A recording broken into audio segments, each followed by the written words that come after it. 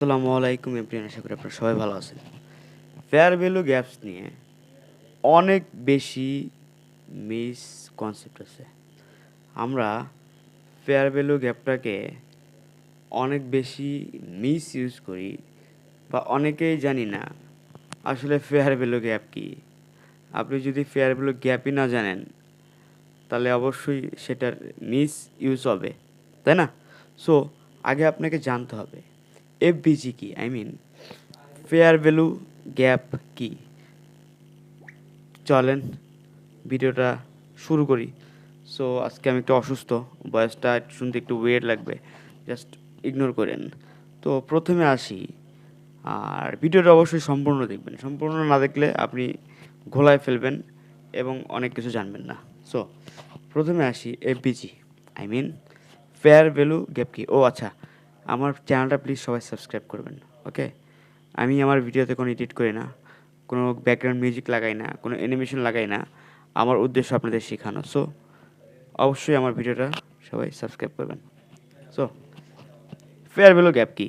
FBG FBG মানে হলো market, মানে মার্কেটে এমন একটা জায়গা যেখানে বায়ার্স আর সেলার্সের মাধ্যমে একটা সমঝন্য, মানে আন্ডারস্ট্যান্ডিং ওইখানে বা বোঝাপড়া ছিল না। সহজ বাংলায় আমি আপনাদের বোঝাইতেছি, একটু বোঝার চেষ্টা করেন। বায়ার এবং সেলারের কোনো হ্যাঁ সমঝন্য বা আন্ডারস্ট্যান্ডিং বা ইমব্যালেন্স ওইখানে ছিল না, ঠিক আছে? অর্থাৎ প্রাইস হঠাৎ একদিকে চলে গেছে আর প্রাইস সেই জায়গায় ফিরে আসে নাই। আমি যদি সহজ করে বলি,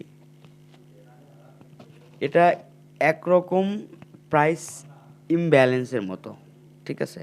এটা প্রাইস ইমব্যালেন্সই, যেখানে বড় ইনভেস্টররা হঠাৎ বাই বা সেল করে প্রাইসকে খুব দ্রুত একদিকে টেনে নিয়ে গেছে।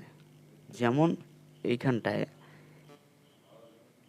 এইখানে কি হয়েছে, সেলার এইখানে কি করছে, আমি একটু আগে যেটা বলছি, এখানে সেলাররা প্রাইস, মানে অনেক সেলার আসার জন্য, মানে অনেক সেলার আসার কারণে এইখানে মার্কেটের অনেক দূরত্ব করে কিন্তু মার্কেট নিচে নেমে গেছে, তাই না?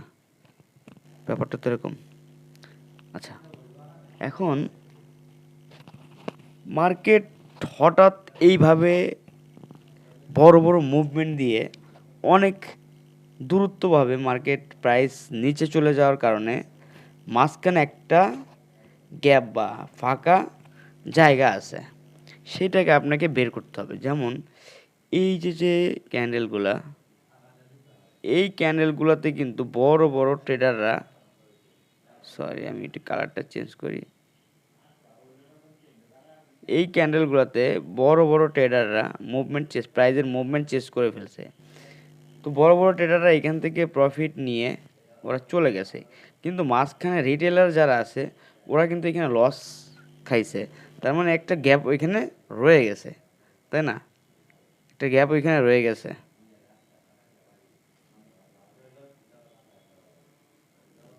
সো এই গ্যাপটাকে বলা হয় আমার fair value gap. So fair value gap কেন এত গুরুত্বপূর্ণ? আমরা অনেক জায়গায় ইউজ বা কনসেপ্টের মধ্যে থাকি যে ফেয়ার ভ্যালু গ্যাপ কীভাবে ইউজ করব, এটা আসলে কি, ঠিক আছে? সো ফেয়ার ভ্যালু গ্যাপ কেন এত গুরুত্বপূর্ণ, একটু বিষয়টা জাস্ট ফলো করেন, ওকে? বড় বড় প্লেয়াররা, বড় বড় ট্রেডাররা, মানে স্মার্ট মানি ট্রেডার, যারা যারা স্মার্ট মানি ট্রেডার বুঝাইছে এইখানে, এই গ্যাপে আবার ফিরে আসে, আবার ফিরে এসে অর্ডার ফিল করতে। বড় বড় স্মার্ট মানি ট্রেডাররা এই গ্যাপটা কি করে, এই গ্যাপটাকে মানে ফিরে আসে এবং গ্যাপের যে অর্ডার আছে এই অর্ডারটা কি করে, এই অর্ডারটা আমার ফিল করে, এই অর্ডারগুলো ফিল করে, বুঝতে পারছেন?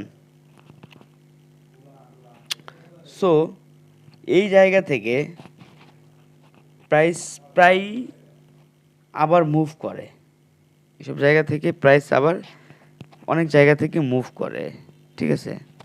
এটি হলো এক ধরনের হাই প্রবাবিলিটি এন্ট্রি জোন, ঠিক আছে? এখন আপনার এফবিজিতে এন্ট্রি স্টপ লস এর টার্গেট প্ল্যান করতে একটা মানে হেল্প করবে এইখানে, ঠিক আছে? এফবিজি কীভাবে খুঁজবেন?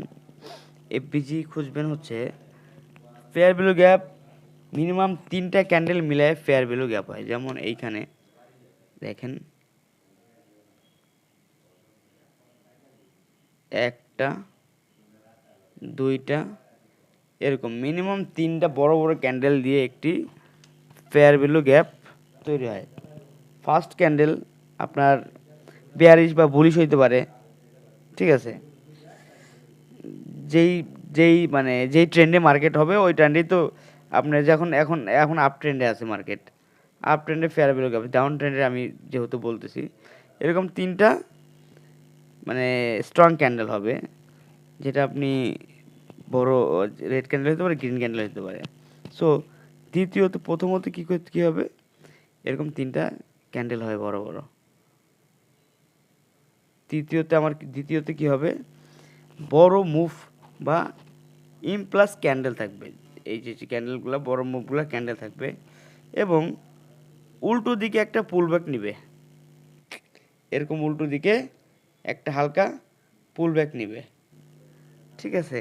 সো যখন প্রথম ও দ্বিতীয় ক্যান্ডেলের বডি থেকে অপর ক্যান্ডেলকে টাচ করবে, যেমন এই যে এই ক্যান্ডেল থেকে এই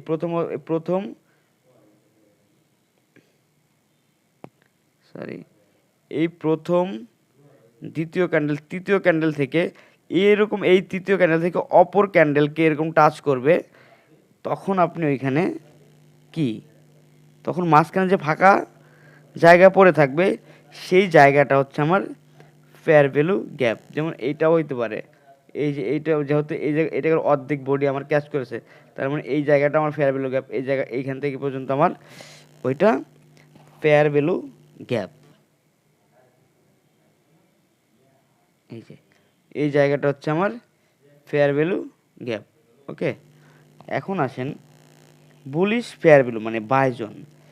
এটি বেয়ারিশ থেকে বড় বুলিশ থেকে এবং ছোট একটা বেয়ারিশ ক্যান্ডেলের মাঝখানে গ্যাপ পড়ে থাকে, সেই গ্যাপ প্রাইস আবার নিচে এলে সেইখানে আপনি এন্ট্রি নিতে পারতেন।